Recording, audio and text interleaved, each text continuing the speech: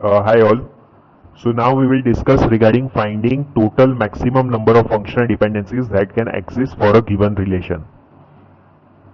तो सपोज हमें कोई रिलेशन R गिवन है जिसमें एट्रीब्यूट्स है A, B एंड C. तो इस पर्टिकुलर रिलेशन के लिए हमें फाइंड करना है कि टोटल फंक्शनल डिपेंडेंसीज कितनी हो सकती है, मतलब सारे के सारे पॉसिबिलिटीज अगर हम कंसीडरेशन में ले तो टोटल कितनी फंक्शनल डिपेंडेंसीज हम इन एट्रीब्यूट से डिराइव कर सकते हैं, यानी कि ए बी एंड सी.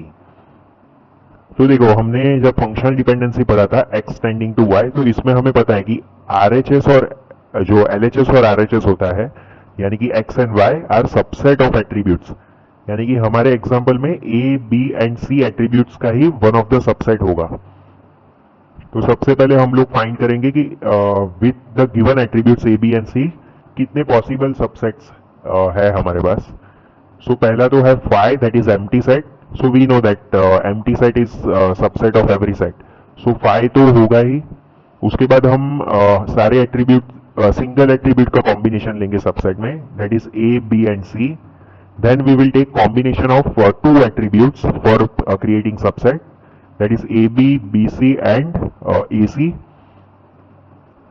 अभी इसमें ध्यान रखने वाली ये चीज है कि जब भी हम सबसेट को कंसीडरेशन में लेते हैं to be used in LHS और RHS of any functional dependency, तो यहाँ पर ऑर्डर मैटर नहीं करता है. मतलब ए बी बी ए के बराबर है, ए बी लिखो या बी ए लिखो दोनों सेम ही है, बी सी लिखो या सी बी लिखो दोनों सेम है, एंड ए सी लिखो या सी ए लिखो दोनों सेम है. तो हमने दो एट्रीब्यूट के सारे कॉम्बिनेशन देख लिए. अभी थ्री एट्रीब्यूट को यूज करके एक ही सबसेट बनेगा, that is A B C.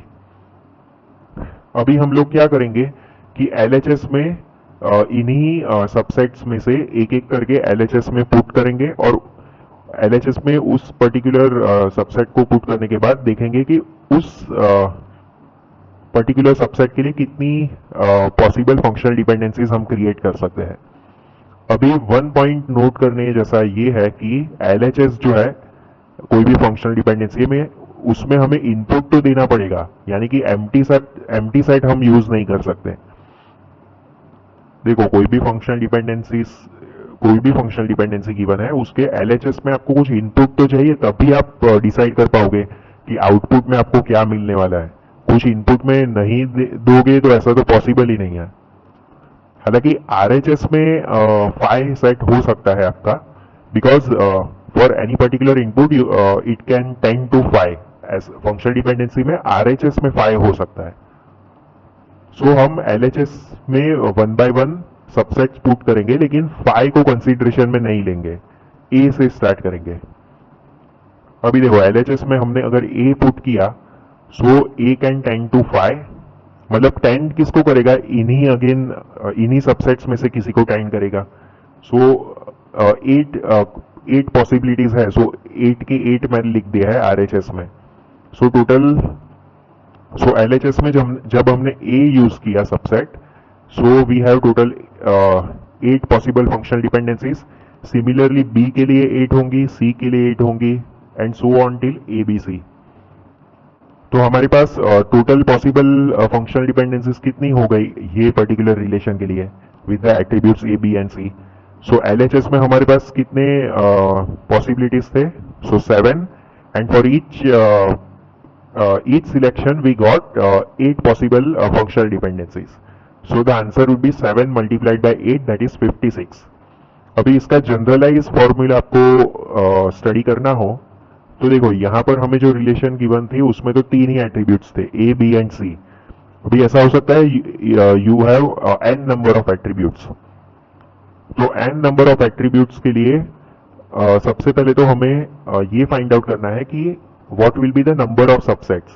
So for n attributes, the number of subsets are equal to 2 to the power n. अभी LHS में हम 2 to the power n subsets को कंसीडरेशन में नहीं लेते हैं, phi को उसमें से सब्ट्रैक्ट करते हैं. सो LHS में हमारे पास होगा 2 to the power n minus 1, और हर 2 to the power n minus 1 subset के लिए हमें कितने पॉसिबल फंक्शनल डिपेंडेंसीज मिलेंगे. So that will be the number of subsets, that is 2 to the power n.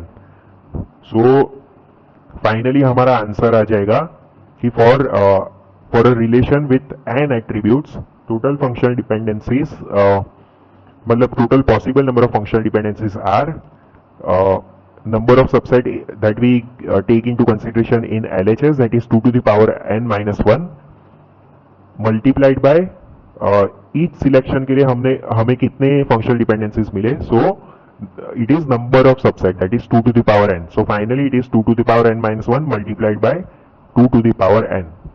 So this is the generalized formula.